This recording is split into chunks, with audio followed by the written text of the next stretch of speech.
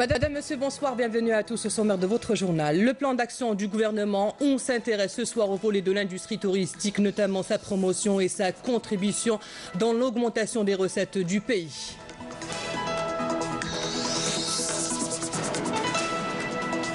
Pourquoi y avait-il un manque d'eau dans la wilaya de Annaba? Quelles sont les mesures d'urgence prises par la tutelle? Nous vous répondrons dans quelques instants.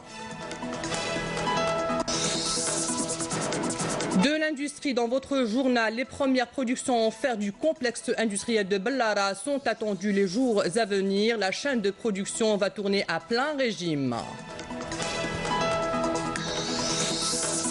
Élections locales, vous suivrez ce soir les explications relatives aux dispositions de l'article 73 de la loi organique de 2016 du régime électoral en cas d'alliance entre deux partis politiques et plus.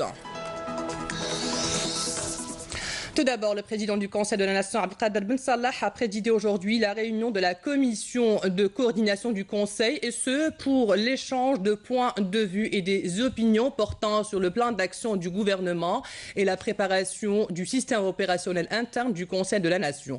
À cet effet, le bureau du Conseil de la Nation a décidé de reprendre ses activités en séance plénière, et ce à partir du lundi prochain, le 25 septembre. La séance sera consacrée à l'exposition et au débat du plan d'action du gouvernement. Les débats se poursuivront également le mardi 26 septembre, alors que la journée du 28 septembre sera consacrée au Premier ministre Ahmed Ouyahia pour présenter ses réponses. Le président du Conseil constitutionnel, Mourad Medelsi, participera lundi prochain aux travaux de la 4e conférence mondiale sur la justice constitutionnelle qui se tiendront dans la capitale lituanienne Vilnius et porteront sur l'état de droit et la justice constitutionnelle dans le monde contemporain. La première séance de cette réunion de 4 jours sera marquée par une intervention de Mourad Medelsi sur les différents concepts de l'état de droit. Medelsi aura également des rencontres avec nombre de présidents de tribunaux, de conseils constitutionnels et des chefs d'organisations continentales spécialisées dans la justice constitutionnelle en vue d'examiner les possibilités de promouvoir les relations du Conseil constitutionnel algérien avec ses instances et organisations. Le tourisme est un secteur névralgique, censé être une des alternatives pour la diversification nationale et par là même augmenter les recettes du pays. La promotion de l'industrie touristique dans le développement national figure parmi les priorités contenues dans le plan d'action du gouvernement. Voici les détails avec Nejma Harsh. Relancer le tourisme en Algérie pour en faire une réelle alternative aux hydrocarbures, c'est l'une des priorités du nouveau plan d'action du gouvernement. Promouvoir la destination Algérie devient aujourd'hui plus que nécessaire afin de redynamiser l'économie nationale et créer de nouvelles richesses. Il s'agit entre autres d'accroître l'attractivité et la compétitivité touristique. L'action portera sur l'investissement dans les infrastructures touristiques qui a connu ces dernières années une nette progression à travers plusieurs wilayas du pays.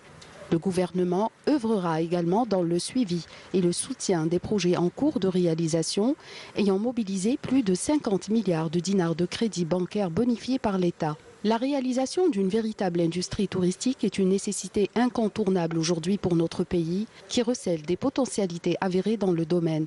Le gouvernement procédera ainsi au développement des différents produits touristiques liés au balnéaire, au thermalisme, à la montagne et au sud. Il veillera par là même à réunir toutes les conditions permettant de rendre le tourisme accessible à toutes les bourses, notamment à travers la réalisation d'un vaste programme de villages touristiques. La mise en œuvre de cette stratégie passe impérativement par un renforcement du partenariat public-privé et l'amélioration de l'offre foncière avec un plan de financement opérationnel afin de soutenir l'investissement des promoteurs nationaux et étrangers. La promotion des activités artisanales, une autre priorité de l'action gouvernementale, un autre domaine d'activité pourvoyeur de richesses et d'emplois. L'intervention de l'État au titre du soutien direct et indirect aux artisans sera davantage renforcée à travers la promotion du travail à domicile, notamment pour les femmes en milieu rural, et de l'assistance à la mise en place de circuits d'approvisionnement et de commercialisation des productions artisanales.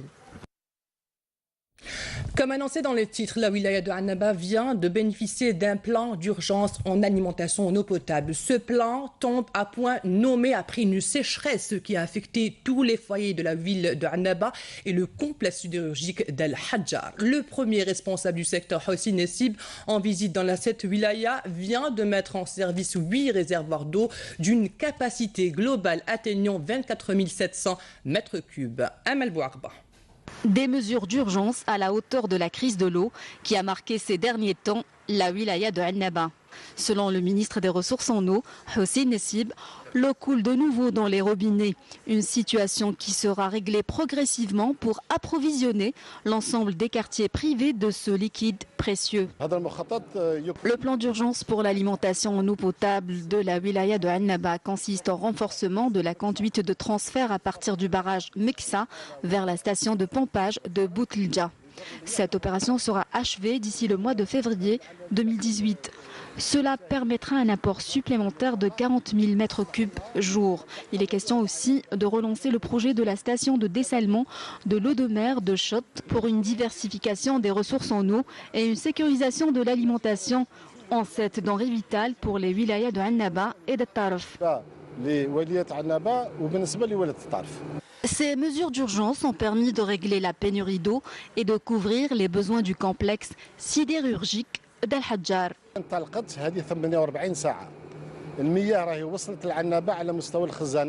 Ces mesures sont mises en œuvre depuis 48 heures.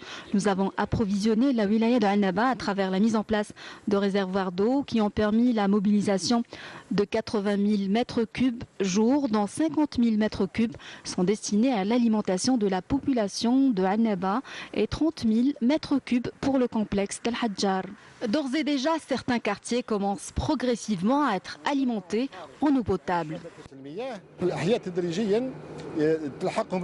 Le ministre a réitéré l'importance de sécuriser et de diversifier les ressources en eau, tout en insistant sur l'importance d'une gestion efficiente du secteur.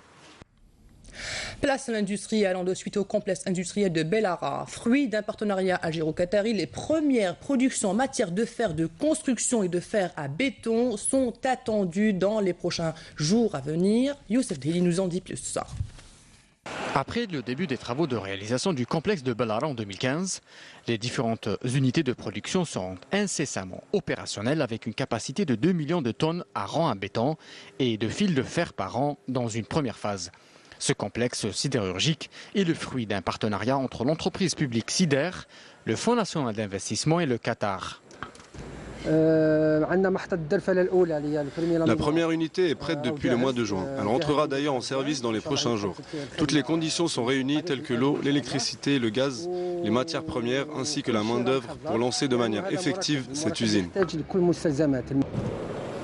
Appelé à apporter un plus à l'économie nationale et à celle de la région, ce complexe géant assurera l'autosuffisance en produits sidérurgiques tels que le rang à béton et autres produits en fer et en acier. C'est le fruit d'un partenariat algéro-qatari. Il permettra sans doute d'attirer les capitaux étrangers en Algérie et de développer la sous-traitance, notamment dans l'industrie mécanique. Djidjel compte plusieurs grands projets, que ce soit au niveau du port ou au niveau de la zone proche du port. Des projets censés renforcer l'économie de la wilaya.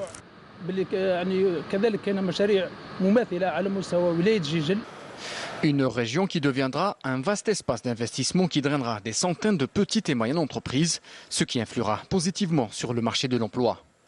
Je suis fraîchement diplômé de l'université algérienne. Grâce à ce complexe sidérurgique, j'ai bénéficié d'une formation théorique et pratique et nous sommes fin prêts pour le début de l'exploitation.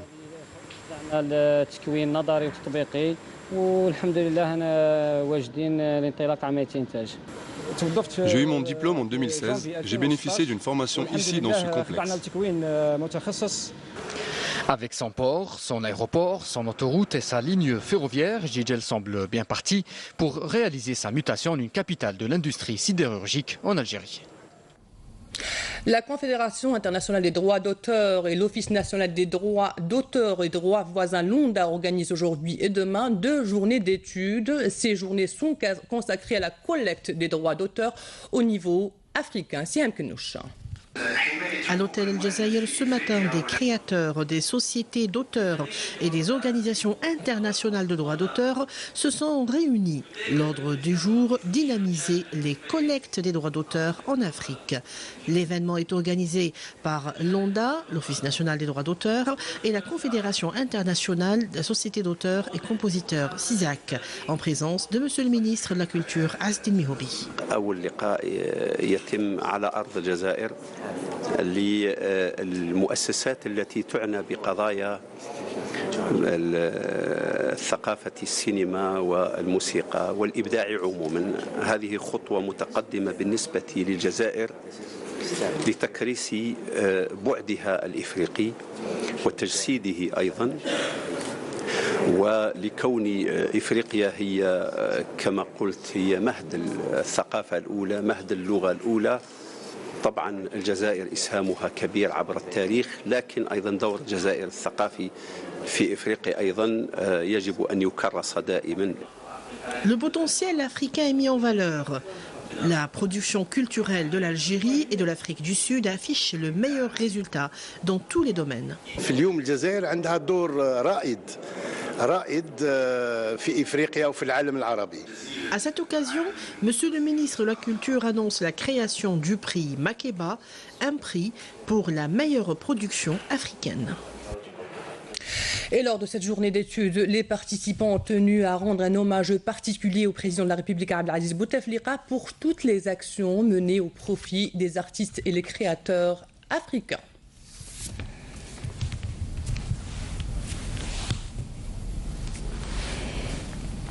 Place maintenant aux prochaines élections locales du 23 novembre. Les dispositions de l'article 73 de la loi organique de 2016 relative au régime électoral permettent aux partis politiques de constituer une alliance à l'occasion de ces élections. Comment ça doit se passer? Quelles sont les conditions? Les réponses avec Jazia Bayou.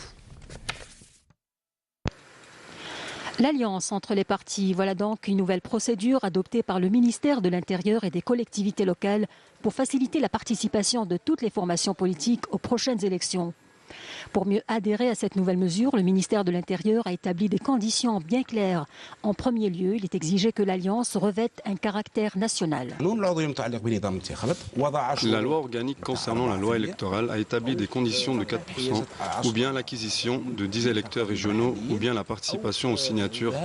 Et bien pour faciliter la participation aux élections, les partis politiques peuvent dorénavant former une alliance qui permettra la comptabilisation des résultats de 2012 en rassemblant les points de ces partis réunis pour arriver ensemble à atteindre les 4%, ce qui leur permettra de participer aux élections. Les formations politiques pourront-elles aussi participer aux élections municipales au nom d'une alliance politique dans une même wilaya et de façon indépendante dans une autre?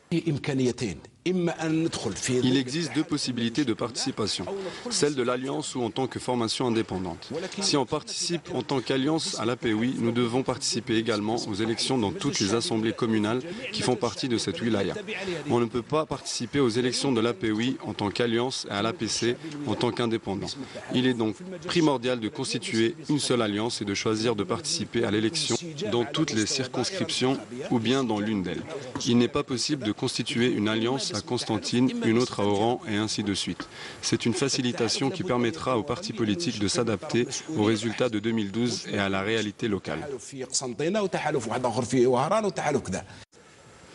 Le ministère de l'Intérieur a tenu par ailleurs à rappeler aux partis politiques désirant constituer une alliance à l'occasion de ces élections les dispositions de l'article 73 de la loi organique de 2016 relative au régime électoral, précisant notamment qu'en cas d'alliance entre deux partis politiques et plus, celle-ci doit être constituée par les premiers responsables des partis politiques qui la composent et doit revêtir un caractère national. En procédant à l'installation de la sous-commission communication des élections locales, telle que préconisée par la Commission nationale de préparation et d'organisation des élections locales lors de sa réunion du 7 septembre 2017, le ministre de la Communication, Jamel Kawan, a fait part de la nécessité pour la sous-commission qu'il préside d'élaborer un programme de travail relatif à la préparation de la campagne de sensibilisation et de communication qui s'étalera sur 3 phases de pré-campagne, de campagne et de couverture de l'élection le jour J. technologies à travers le territoire national. Jamal Kawan a indiqué par ailleurs que la communication doit être la plus intense possible lors des élections locales.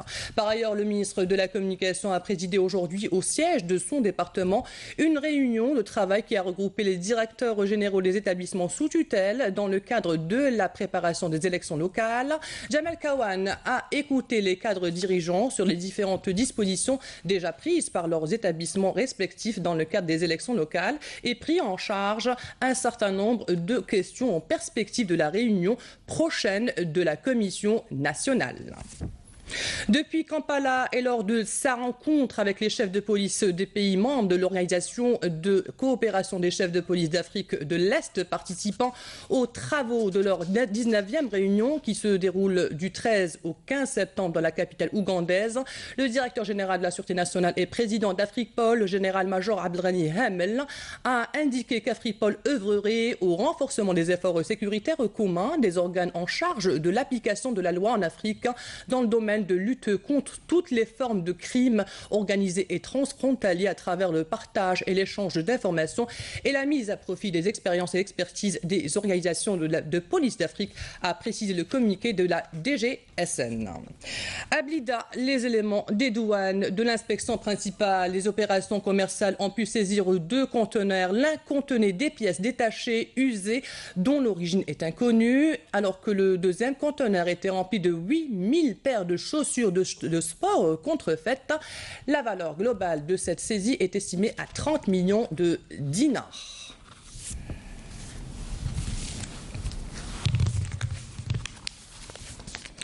On vous propose ce soir le portrait de Khaled Athmani, le tailleur de pierre depuis 1999 et ce dans la région de Tkouka Batna. Il part de son métier avec passion mais surtout avec beaucoup de regrets. Pourquoi donc? Saïda Mariouf nous répond.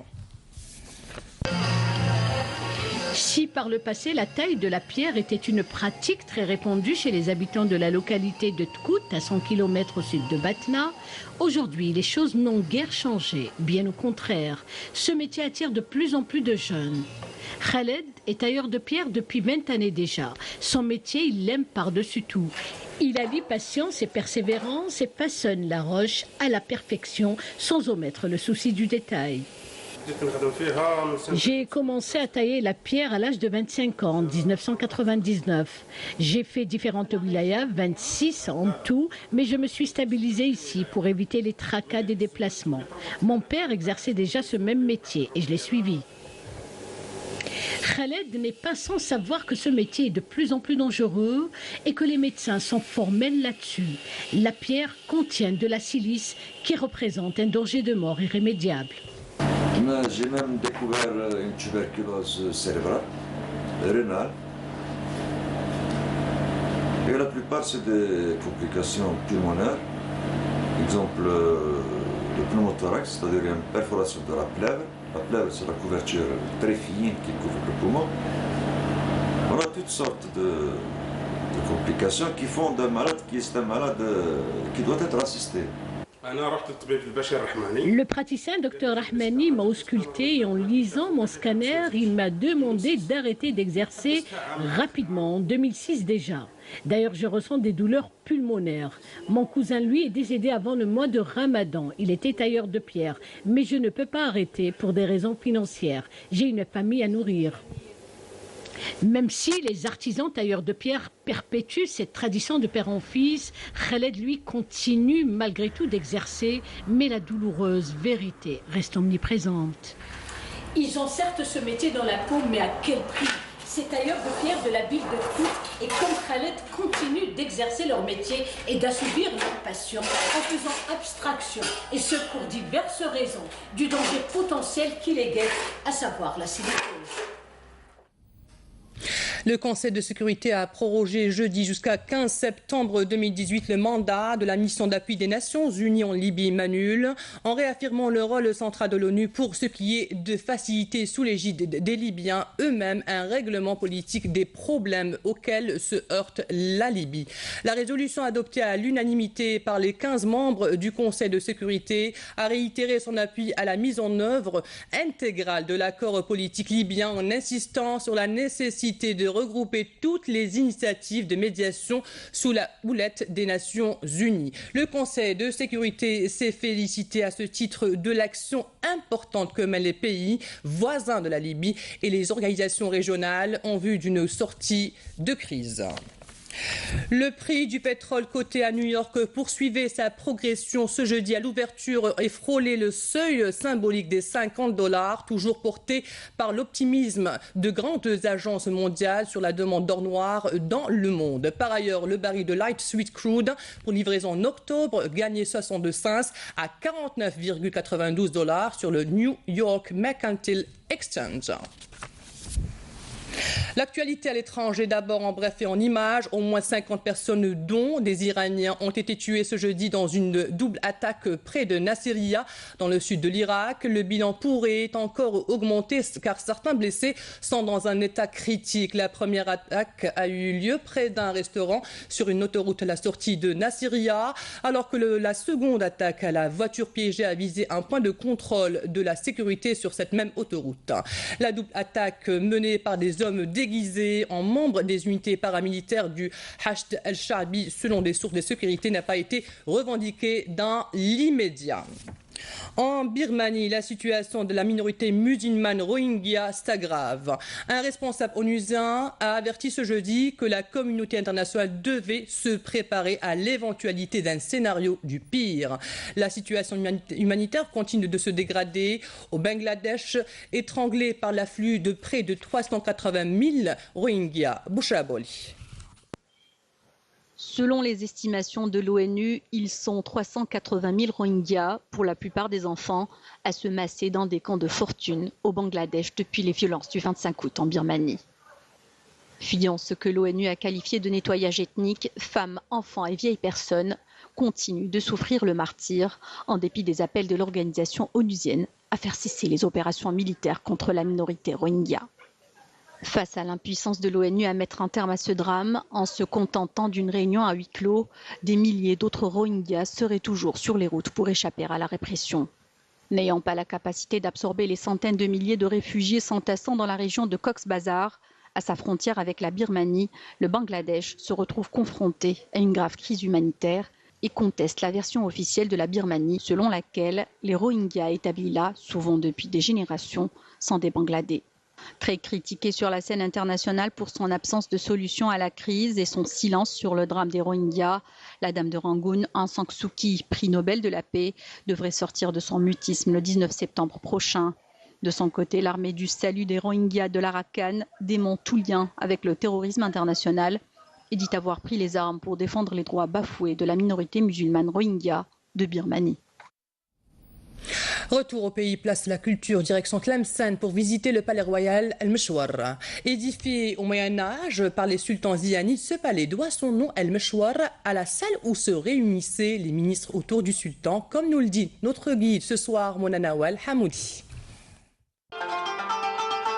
Véritable joyau architectural, le palais royal zianide El-Meshwar, situé à Tlemcen, a été édifié au Moyen-Âge par les sultans zianides. El-Meshwar tient son nom du mot arabe shora, c'est-à-dire le conseil consultatif.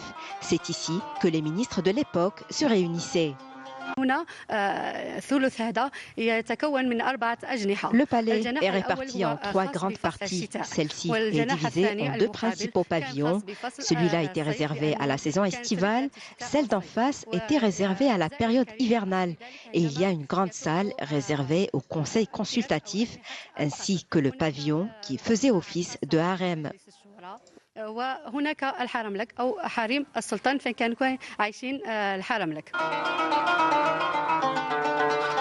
Les fouilles effectuées dans cet endroit ont permis de sortir des décombres ce harem enseveli pendant des siècles. Depuis sa restauration, cet édifice constitue un lieu de prédilection pour les touristes venus de tous bords.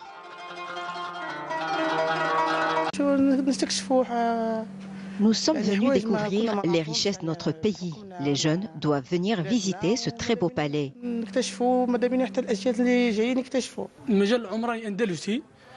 Ce palais est édifié selon le style architectural andalou et c'est ce qui fait toute sa beauté. L'Algérie dispose d'un patrimoine très riche et qui mérite un plus grand intérêt.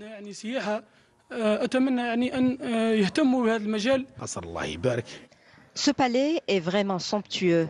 Les enfants sont épatés par son architecture. Selon de nombreux spécialistes, cette perle architecturale n'a pas encore révélé tous ses secrets. Plus de recherches doivent donc être effectuées pour découvrir les trésors cachés de ce palais antique. Et voici maintenant le rappel des titres. Le plan d'action du gouvernement, on s'est intéressé ce soir au volet de l'industrie touristique, notamment sa promotion et sa contribution dans l'augmentation des recettes du pays. Pourquoi y avait-il un manque d'eau dans la wilaya de Annaba? Quelles sont les mesures d'urgence prises par la tutelle? Nous avons répondu à vos interrogations. De l'industrie dans votre journal, les premières productions en fer du complexe sidérurgique industriel de Bellara sont attendues les jours à venir. La chaîne de production va tourner à plein régime. Élections locales, vous avez suivi ce soir les explications relatives aux dispositions de l'article 73 de la loi organique de 2016 du régime électoral en cas d'alliance entre deux partis politiques et plus. C'est la fin de cette édition préparée par la rédaction de Canal Algérie. Merci à vous de l'avoir suivi. À demain à midi.